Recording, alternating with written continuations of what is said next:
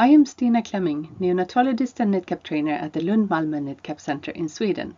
I have been working at the Astrid Lindgrens Children's Hospital at Karolinska University Hospital for 20 years, and I got all my training there. At the moment I work mostly with education, and I also do some clinical work in the perinatal couplet care unit called Capio Sankt Göran Perinatal Department. We will now talk about immediate skin-to-skin contact and mother-newborn couplet care to keep mothers and newborns, both term and preterm, always together in zero separation.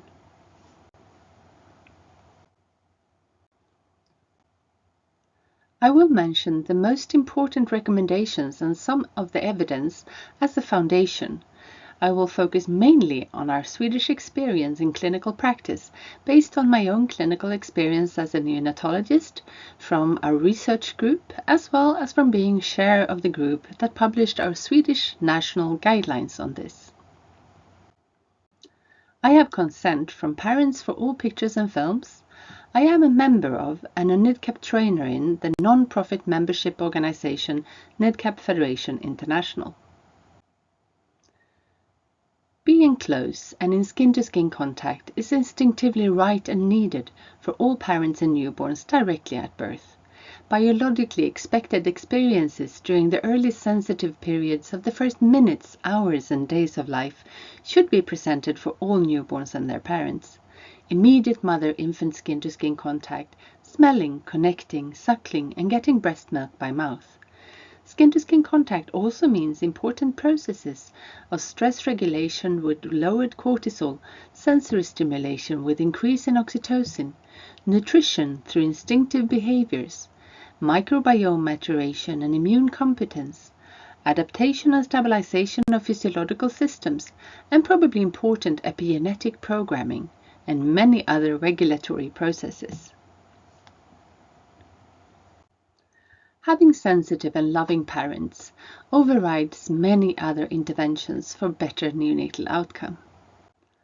And the best way to support the parental sensitivity is to keep the family together and to see parents as partners in the care from the very start, where they play an active role in providing emotional, social and developmental support for their baby, as well as actually providing the place of care in skin-to-skin contact, also when babies are born small or sick. Mothers and their newborns were always together until the early initiatives of saving lives of sick or small newborns and the invention of the incubator.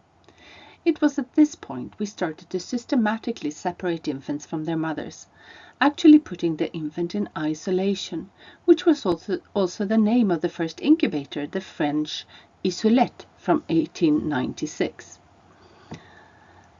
Here we also see the very famous and very strange exhibition of infant incubators, with infants being displayed as in a museum or a zoo on Coney Island outside Manhattan, New York. If I have understood the history correct, the incubators at Coney Island saved many lives and inspired for hospitals to develop incubators.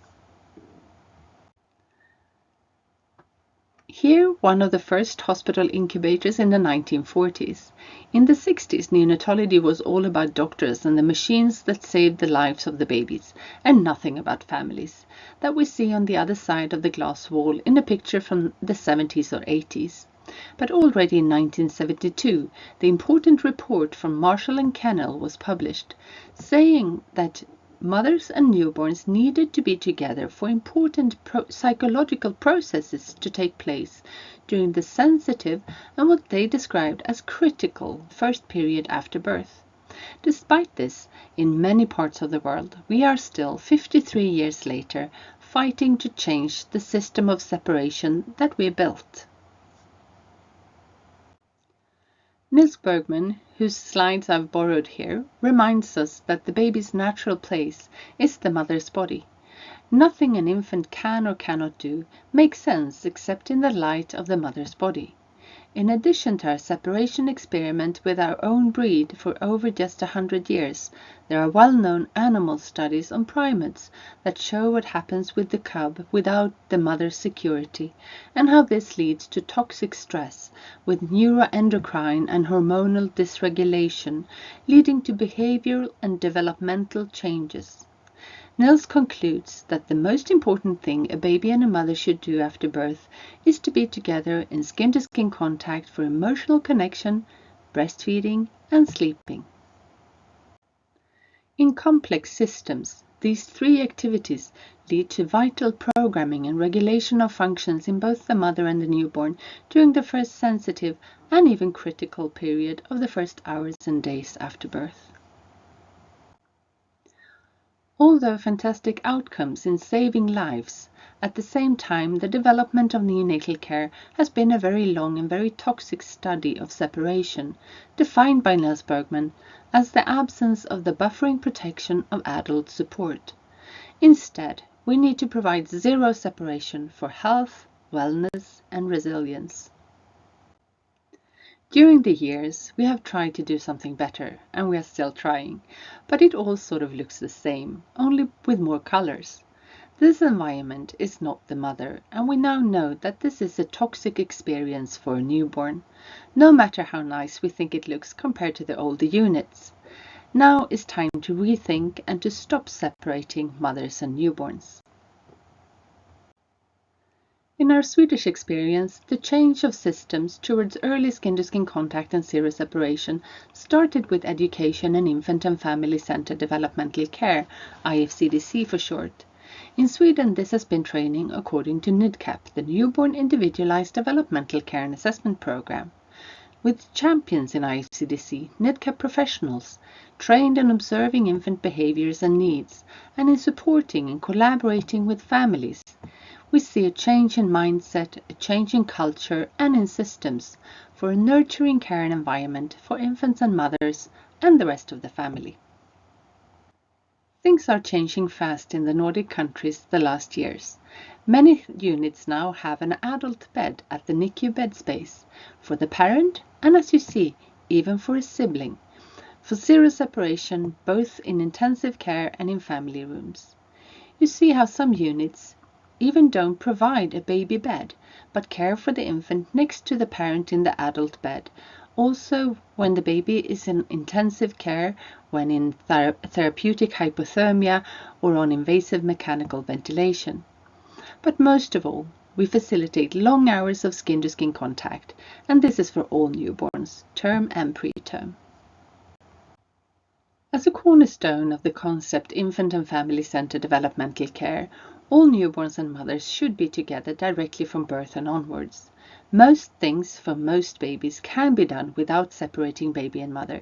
Here, a nasal CPAP therapy and a peripheral line insertion in a baby boy born in week 31 and so far during the early sensitive period of his first 1000 seconds, he is together with his mother and in skin-to-skin contact. Zero separation is a vision for all newborns. Sometimes we need to separate the baby and the mother for life-saving interventions that were not planned for or prepared for. Sometimes we can't do perfect, but we can always do something. And our mission is to make thoughtful preparations and plans for zero separation in as many situations as possible.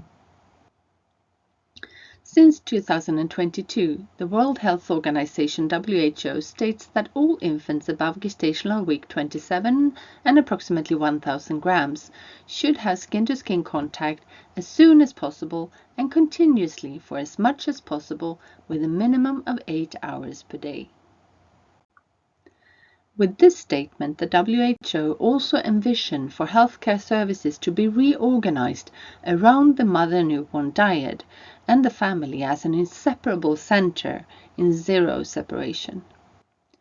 This recent review on skin-to-skin contact, initiated before 1 hour after birth, offers practical guidelines. The authors and expert groups of this publication highlights the considerations, ethics and risks of not offering immediate, continuous and uninterrupted skin-to-skin contact, and especially in the context of the Convention of the Rights of the Child.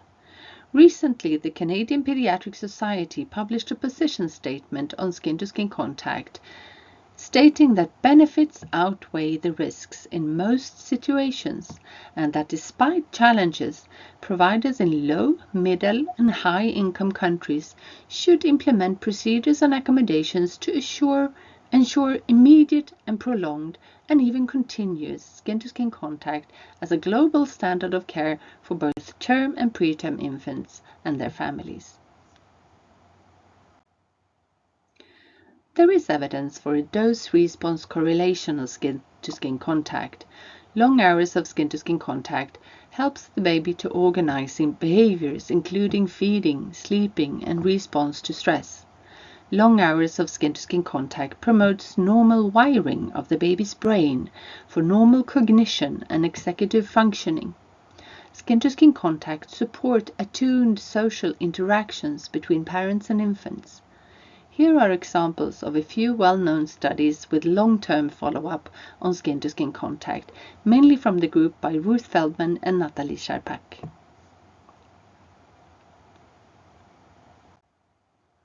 For extremely preterm infants below gestational week 28 or 1000 grams, there is a very limited number of publications on immediate skin-to-skin contact. Early initiation of skin-to-skin contact for extremely preterm infants have been said to be everything from 1 day to 3 weeks of age. Groups in Denmark and Sweden have shown that initiation of full skin-to-skin contact is safe after only a few days, also for the most immature infants of 22 to 25 weeks. In Germany, several groups are initiating skin-to-skin contact for infants above 24 weeks, as early as approximately 45 minutes after birth, after an initial stabilization. A group in France showed that also for the most immature infants, the benefits of skin-to-skin are dose-dependent. There are several publications from the UK of what is called delivery room cuddling or holding. Having the actual skin-to-skin contact or not is of course very important, but in some situations this is not feasible if the infant is extremely preterm or small, if there are critical conditions and malformations, and then facilitated closeness between parents and newborns during and directly after the initial stabilization is important and should be incorporated in clinical guidelines. The Vermont-Oxford Network presents neuroprotective bundles for the most immature infants, like this from the University of California, San Francisco, with drivers for intraventricular hemorrhage and its prevention. The scientific rationale for skin-to-skin contact fits well into this. The negative driver is the toxic stress from separation, and the intervention would be immediate or early skin-to-skin contact, continuous skin-to-skin contact, and zero separation with mother-newborn couplet care implementation. The most important study for our knowledge and evidence for immediate skin-to-skin contact for preterm and low birth weight infants is the very large IKMC study run by the WHO. It was a multi-center RCT of over 3,000 preterm infants with birth weight 1,000 to 1,800 grams. It was run in low and middle income settings in India, Malawi, Ghana, Nigeria, and Tanzania. To be able to do this intervention, the units also had to implement mother-newborn couplet care, where mothers and newborns are cared for together, also when in need of specialized care. This intervention resulted in a 25% reduction in neonatal mortality, with the primary driver being lower rates of invasive infection. This study was initiated by Björn Westrup and Nils Bergman. Siren Rätterdal and Agnes Linnér, which you also see on the pictures, were also very important in the IKMC trial and in the IMPISTA study. The immediate parent-infant skin-to-skin study that was also initiated by Björn Westrup and Nils Bergman along with the IKMC trial as a sister study in a high-income setting. This study has greatly contributed to the knowledge about the mechanisms of zero separation and immediate skin-to-skin contact for preterm infants. I was one of 2 neonatologists at Karolinska on this clinical RCT. Our experiences from this trial was foundational for the recommendation in the Swedish National Guideline on Immediate and Uninterrupted Skin-to-Skin Contact and Mother-Newborn Couplet Care that we published in September last year. The guideline was developed through a collaborative process with healthcare professionals from neonatal care, obstetrics, anesthesiology and intensive care, and we had a patient representative. I was one of 2 chairs of this group. The guideline states that mothers and their newborn infants form an inseparable couple or center and are cared for together regardless of medical needs and complexity in couplet care, with early or immediate initiation of uninterrupted skin-to-skin contact during the first hours after birth. In our national guideline, we defined initial uninterrupted skin-to-skin contact as the newborn lies naked directly against the mother's bare skin for at least the first 2 hours after birth in order to be undisturbed in its instinctive newborn behaviors. When skin-to-skin contact with the mother is not possible, the other parent or another person appointed by the parent can care for the newborn in skin-to-skin contact.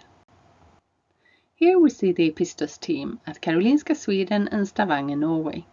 The clinical trial was conducted when I was still working at Karolinska, and the clinical work there at Karolinska was done by Agnes Linnér, Siri Liljesköld and myself.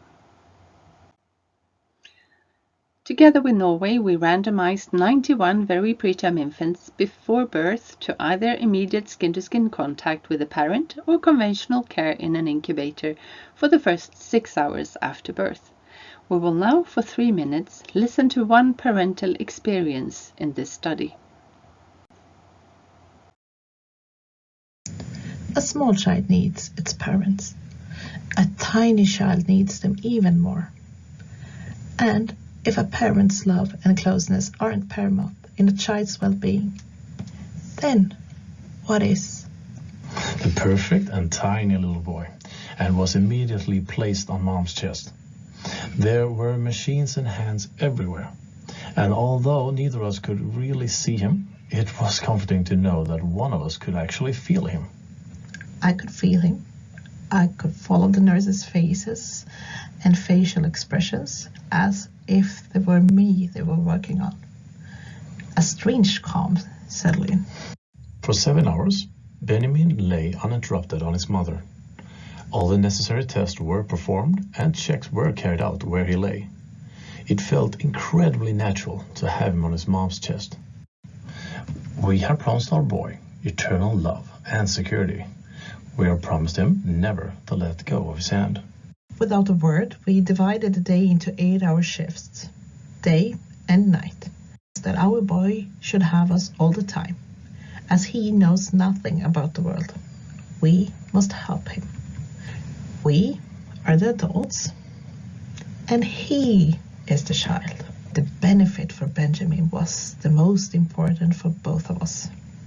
ZeroSeparation facilitated the healing of our wounds, open wounds that we had carried with us into this pregnancy, but also all the wounds that had arisen during the pregnancy with Benjamin, not daring to really be happy either, because life is so fragile. The feeling of having failed the pregnancy is overshadowed by the feeling of being able to care for your child. Being someone's most important person for real and from the first second is comforting. Not having to leave him had a greater effect, and we dare to believe that we did everything in our power to give him the absolute best.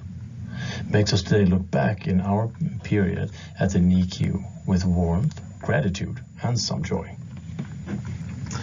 We are sure that the feeling of holding Benjamin skin to skin helped us to find inner peace. Being able to care for your child skin to skin when there is a medical possibility feels like such an obvious thing. We are so grateful for the opportunity to take care of our son from the very beginning.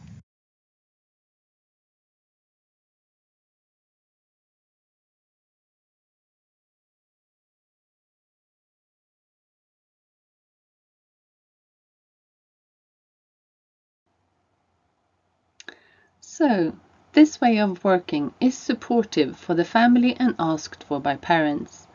It also shows important scientific improvements compared to traditional care in separation.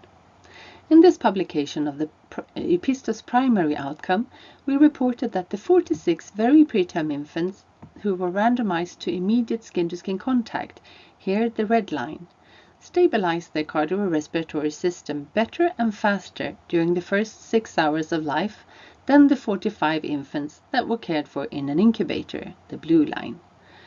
This was according to the Scripps score, with heart rate, respiratory pattern, and need for respiratory support.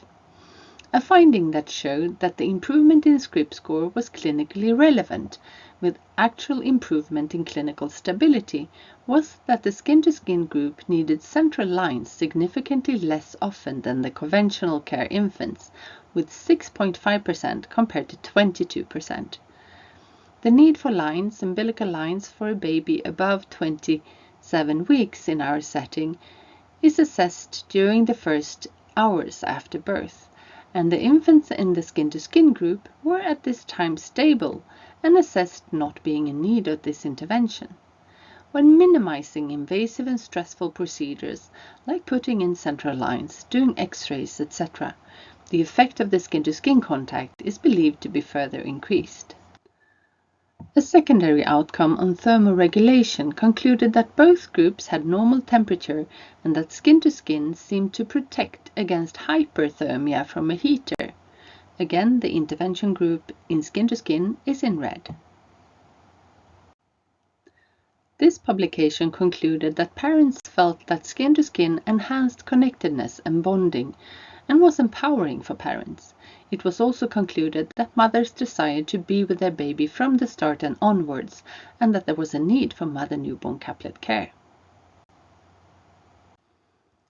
The first follow-up data show that at 4-month corrected age, infants cared for in skin-to-skin contact the first 6 hours had developed higher social competences according to the PESERA, the Parent-Child Relational Assessment. The PESERA was scored from interaction with the mother at 4 months corrected age. However, interestingly enough, most of the infants spent most of the initial skin-to-skin time with the fathers, 5 hours compared to 1 hour with the mother, confirming the importance of the other parent if the mother is not available. More publications will follow from EPISTOS, for example on stress regulation, resilience, breastfeeding, epigenetics, and the 2-year follow-up data.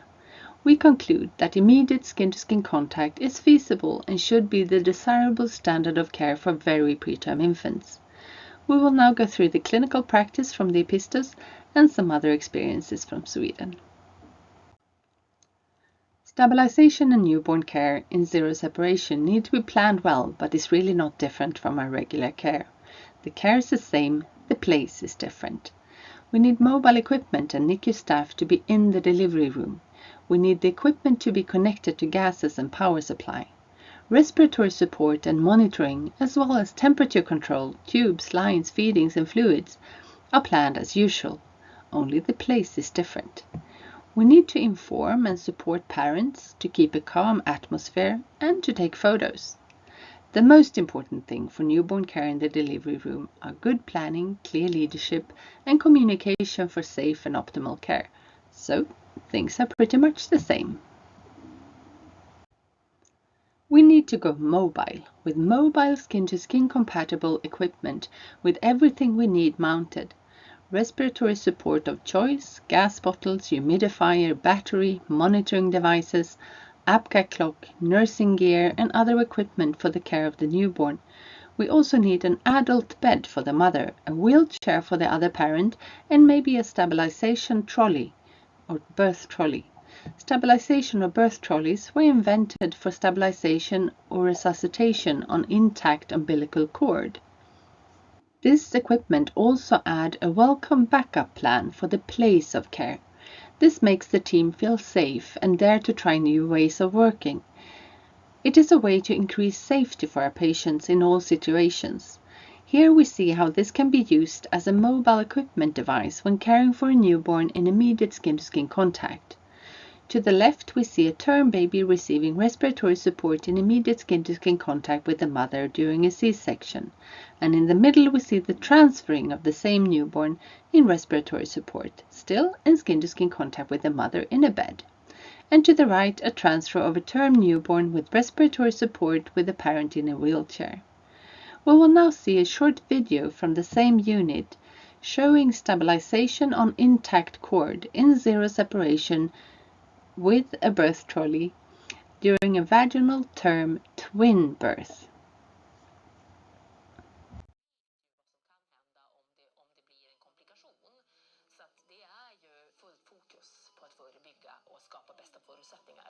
Men allt kan hända i det skedet för tvilling 2.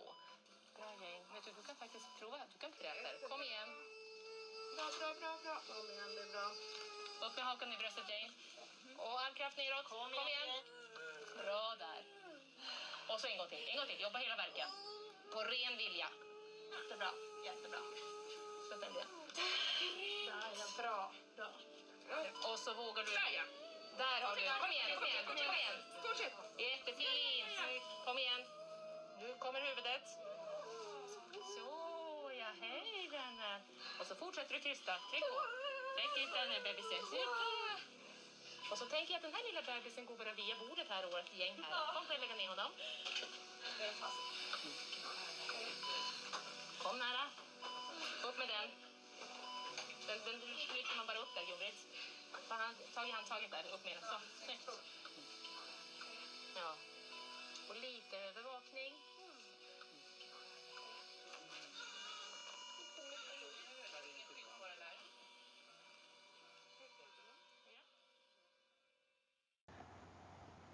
Now I will show some pictures from our clinical experience when doing the Epistos study.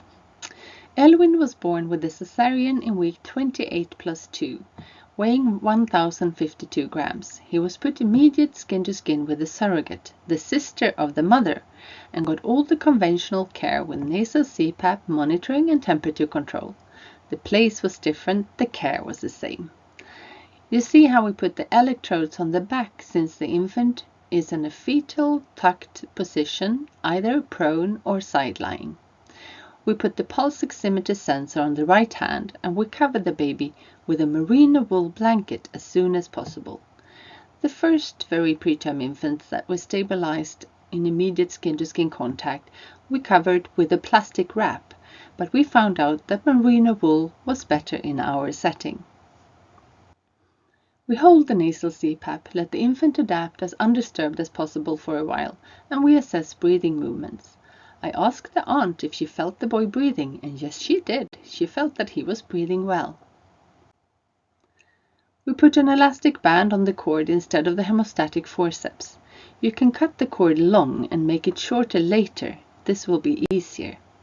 We give vitamin K, and at the same time we do a quick assessment of genitals and anus, not to get any surprises later on. We cover the baby well with the merino wool blankets and keep warm towels around. We hold still and protect the newborn from bright light and too many sensory stimuli for the baby to regulate well. There is no stress. When the situation feels stable and calm and the baby is breathing well, here this was at 8 minutes of age, we put the cap for the CPAP on. If you do this too early, sometimes the baby will stop breathing. We keep the wool cape over smooth along the infant's body, and over that comes the KMC binder. Over this we put a heat-preserving blanket. At about 30 minutes of age, Elvin received a nasogastric tube and a peripheral line, still in skin-to-skin contact. The exact procedures can of course differ slightly between different patients and settings. And we will now see a very short film clip from a birth in Stavanger, Norway during the Epistos, and you will see that they used the plastic wrap and a T-piece with a mask. So that was a little bit different than what I showed you.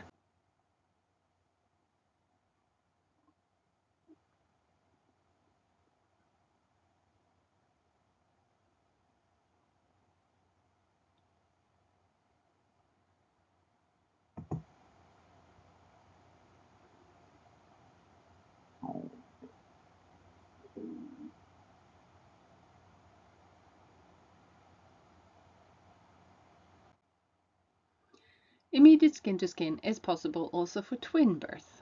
After the cord was cut, twin 1 was put skin-to-skin with the father and received care with nasal CPAP monitoring and eventually also an nasogastric tube and a peripheral line. Twin 2 stayed with the mother and received care there. Care was the same, the place was different. As we see here, we had double sets of mobile equipment, and initially we had 2 neonatal nurses. One nurse stayed with the family in the delivery room for 2 hours. 45 minutes after delivery, the mother started to hand express milk, while twin 2 was still in skin-to-skin with the mother. She expressed for 30 minutes, and the amazing amount of 20 milliliters of colostrum could be shared by her twin boys.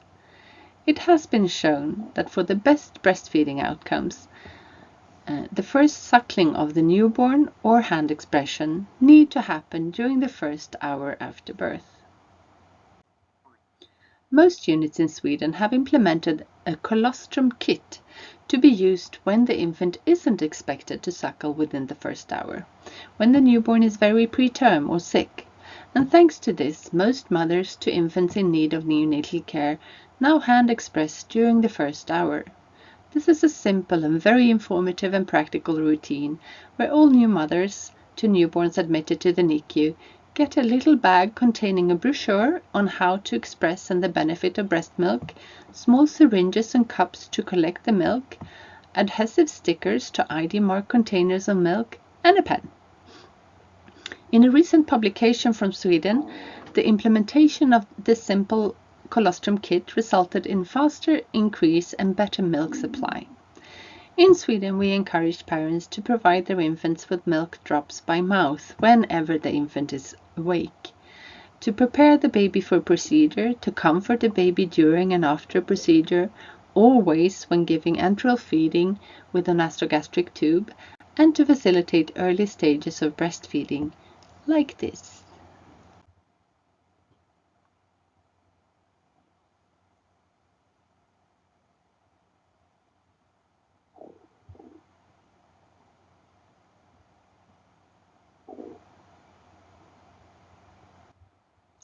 Skin-to-skin contact elicits suckling and the 9 stages of instinctive behavior for breastfeeding during the first hour after birth. This is true also for skin-to-skin after the first hour. For preterm infants, the 9 stages comes at a slower pace and only when undisturbed in long periods of skin-to-skin contact. This has been shown by Kajsa Brimdyr, the American-Swedish ethnographer who studied this together with Ann-Marie Widström and her group in Sweden. You will now see 2 short videos. The first video is from the training video for the IKMC trial, narrated by Jill Bergman. That shows early support for breastfeeding whilst in continuous skin-to-skin. The second video shows a preterm infant 50 minutes old being in skin-to-skin contact since birth and shows the competence in a very small newborn, especially when in skin-to-skin contact and prone position.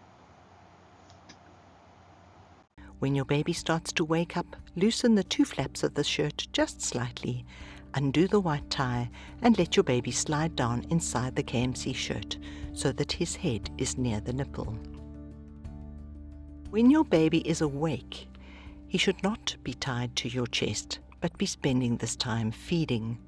It may take time for the mother of a preterm to produce breast milk for her baby. Your nursing staff will provide alternatives. Whenever the baby is at your breast, try to express some breast milk to get his food supply going. You can express the milk by hand or with the pump if available.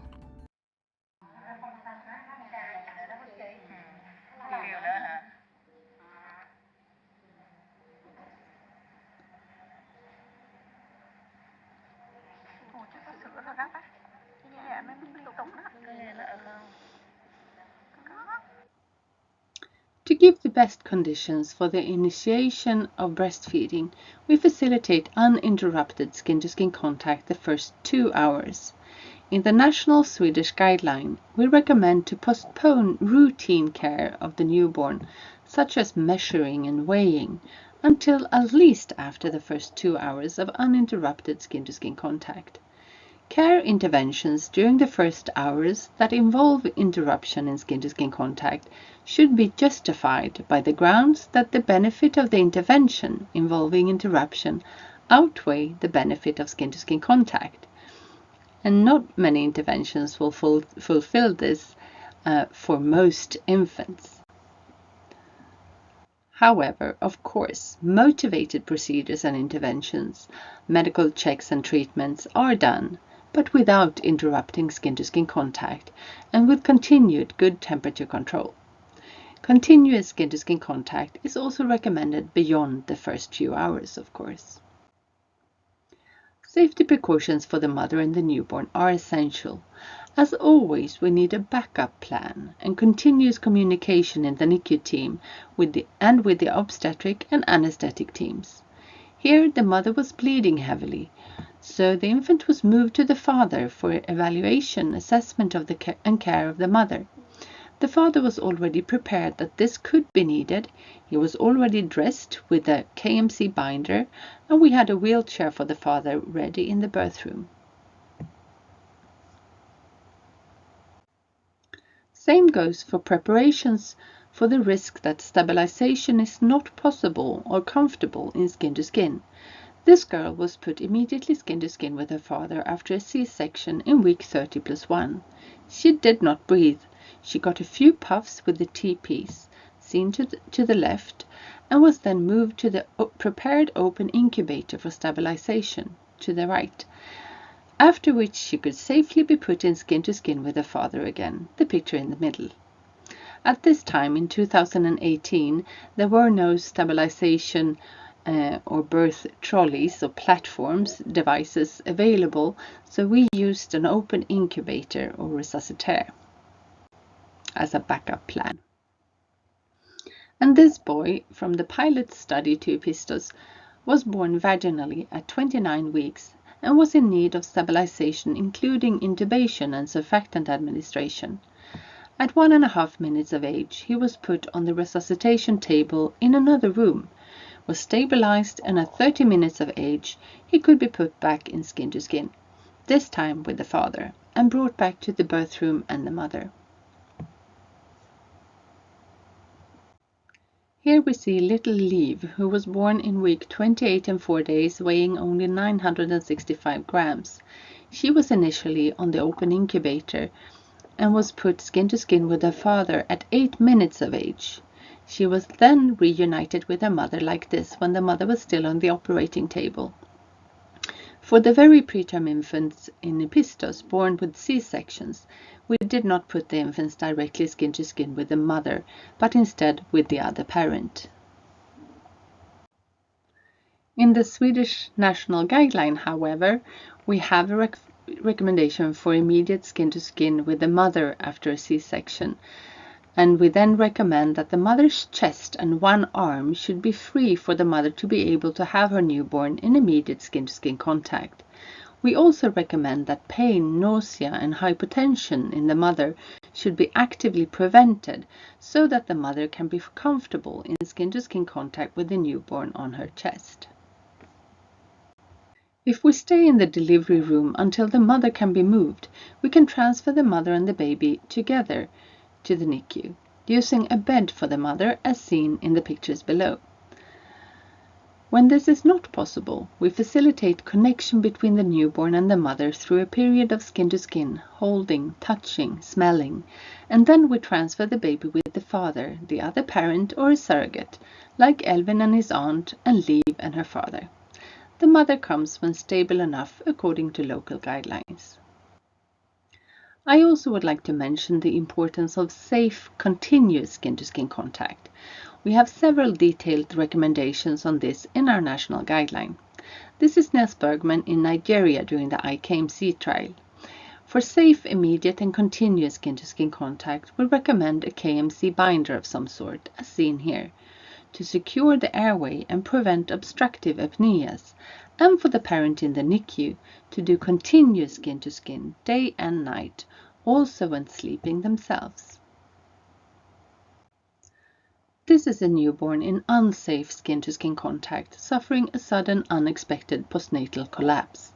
The picture is taken by the father, and he didn't understand the situation at this time. This can and need to be prevented with observation and monitoring, as well as support for a safe and comfortable position, as seen here from a C-section with immediate skin-to-skin contact in a binder specially designed for C-sections. And here in the maternity ward with late preterm twins in intermittent skin-to-skin contact in a special binder and shirt. Intermittent because when the mother is sleeping and the babies are not on a monitor, they need a place of their own to sleep. And in the neonatal unit with continuous skin-to-skin contact and safe co-sleeping with the binder and monitoring. So, safe skin-to-skin contact includes sensitive and optimal medical and nursing care with temperature and glycemic control. Adequate respiratory support, secure airway in a sniffing position and at a kissing distance for the parent high up sternum to sternum. Postural support around the infant from the sides and inside a binder so that the infant can get support for a fetal position with shoulders rotated inwards and a curved back, since this avoids maximal rotation of the head and decreases the risk of interfering with blood circulation to the head. This is of course most important for the most immature infants. This is how a competent term infant positions itself and the most comfortable position. It supports breathing and physiological stabilization, and it is developmentally supportive. And the baby can be prone, like this, or in side lying, but still in a fetal tucked position. It is important that the position is both safe and comfortable for the infant and the parent, since we want to support prolonged skin-to-skin contact. For this to happen, we also need the system to facilitate this through couplet care, which is a concept where two patients receive their care together. With mother-newborn couplet care, the mother and the newborn receive their care in the same unit and in close physical proximity to each other. This is recommended from birth for all mother-newborn diets, also when the mother, the newborn, or both are in need of specialized care. The care of the two patients is carried out in the unit that is responsible for the patient with the most complex medical needs. When either the mother or the newborn is discharged, care is no longer defined as couplet care. When parents live with their hospitalized infant in the NICU and the mother is no longer a patient, we call this neonatal care in a family room or family care. So couplet care is a way to keep mothers and newborns together during the first hours and days when the mother is still a patient in the hospital. In our guideline, we remind ourselves that all hospitalized infants, any age, should be with and in physical closeness to a parent at all times. Reflect on when and why separations occur in your setting. Is it because of the lack of parental expectations, capacity, and lack of support to be there in the unit with their baby? The organization and management, the premises, the rooms, the physical environment, the lack of adequate equipment and competence in the team? Or is it the mindset, the lack of common vision, and through this, the ways of working and routines? It is important to reflect on what changes could be your first step. We need a flexible system and we need to reimagine how care is organized. This mother was moved from the operating room and directly to the birth room she was in before the decision of an urgent C-section.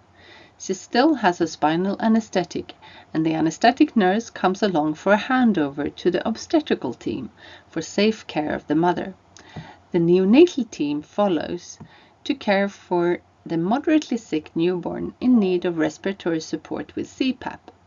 This routine to skip the post-operative ward and delegate the task of observation of the mother from the anesthetic team to the obstetric team is practiced in several units in Sweden and has been supportive for non-separation. We have a recommendation on this in our national guideline. This is the same mother-newborn diet. The mother is treated for sepsis, has 2 peripheral lines, IV fluids and IV antibiotics. She has frequent monitoring of physiological parameters. She still has a spinal anesthesia. The baby is 30 minutes old, has respiratory support with CPAP, and has been in skin-to-skin contact with his mother from birth and during transfer. We see the obstetric and anesthetic and neonatal teams working together, and we see how the mother is examined after the spinal anesthesia with her newborn in continuous skin-to-skin contact. The grandmother was with the mother during the birth and the C-section as a surrogate and companion instead of a partner. 45 minutes after birth, also the grandfather arrived to congratulate his daughter and welcome his grandchild. Safe couplet care with a neonatal nurse for the sick newborn and a midwife for the mother, and true family-centered care in 3 generations. The newborn was large for gestational age. He was fed, checked for hypoglycemia, and got a diaper, all in uninterrupted skin-to-skin contact. After 6 hours, he was without CPAP and was then weighed. Here is another example of a flexible system, reimagining how care is organized. This mother needed observation and treatment in the adult intensive care unit after a complex C-section. The diet was transferred to the adult intensive care unit in skin-to-skin contact, and the baby is in continuous skin-to-skin contact during the treatment of the mother. Because of tachypnea of the newborn, a neonatal nurse followed to observe the infant and brought equipment seen to the left for intensified care of the infant if needed. Couplet care is planned in the unit responsible for the patient with the most complex medical needs. Care is tailored, adjusted, based on each patient's medical condition, together with the unit's capacity and conditions, like staffing and equipment. The assessment is repeated if a patient's condition or the capacity and condition of the unit changes. If separation needs to occur, couplet care and skin-to-skin contact should be resumed as soon as possible. Parents should be continuously involved and informed about the current assessment. For safe care of both patients, we recommend that the level of care, the location of care, and the tailoring of care is decided by the team according to a postpartum risk assessment. Most mothers for infants in need of neonatal care will have a low risk assessment. We can call them green, and can be transferred to the neonatal unit for couplet care soon after giving birth. For moderately sick mothers or mothers with complication, yellow, we need to individualize and tailor care for the mother for her to safely be cared for in the neonatal unit. In these cases, staff caring for the mother need to be flexible and mobile. If the care of the mother for a few hours is needed to be located in the operating theatre, the post-operative ward, or the adult intensive care unit, red mothers, this could be called, a flexible way of tailoring care is instead needed from the neonatal team so that the infant can be cared for together with the mother in these locations. Most often, the duration of a severe condition with a high risk assessment for a mother is short, and with frequent re-evaluation of her condition, care can be coupled with her infant as soon as possible. So the newborn is assessed accordingly to decide needed level of care, location of care, and how care can be tailored for non-separation of the diet. Several units in Sweden have made detailed local guidelines for the risk assessment of each patient, for tailoring of care, and for both separate and shared responsibilities for staff. And staff, all categories, have to be prepared to walk that extra mile. We actually have to move ourselves to the place where our patient is cared for. For the obstetric team, this is most often the neonatal unit, but it can be other pediatric units like intensive care units for heart defect or for other surgical needs.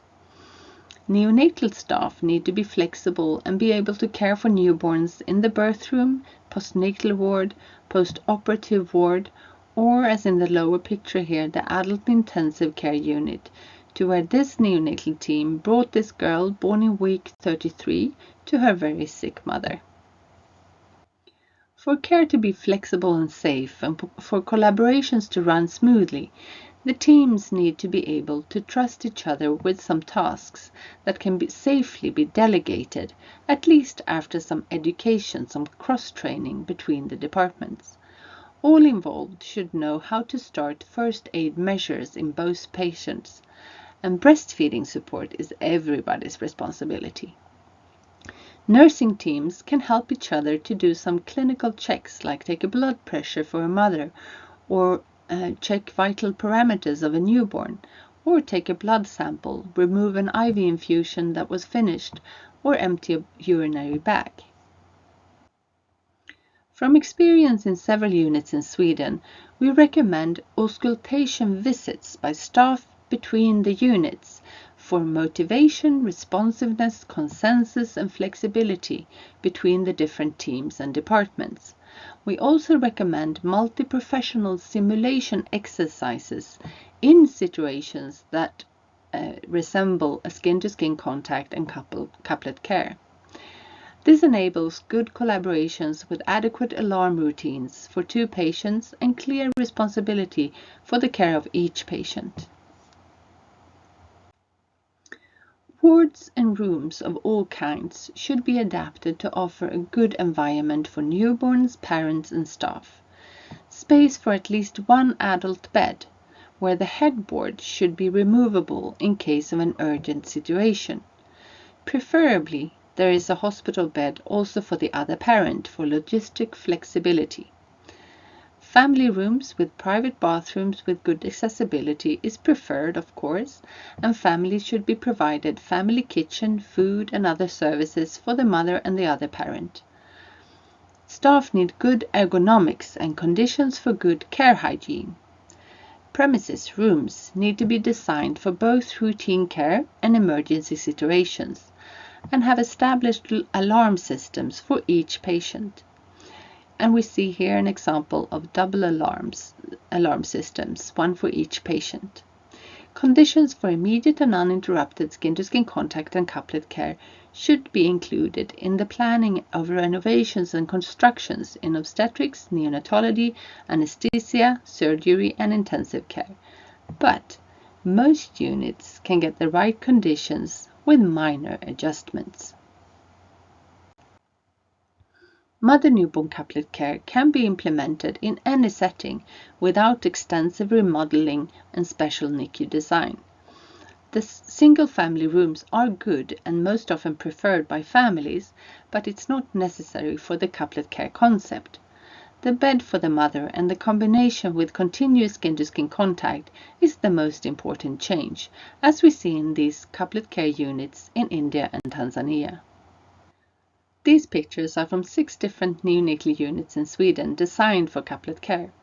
In addition to the adult bed at the NICU bedside, families with an infant in high intensive care might need a separate room where the parents can take turns to get a few hours of undisturbed sleep from time to time.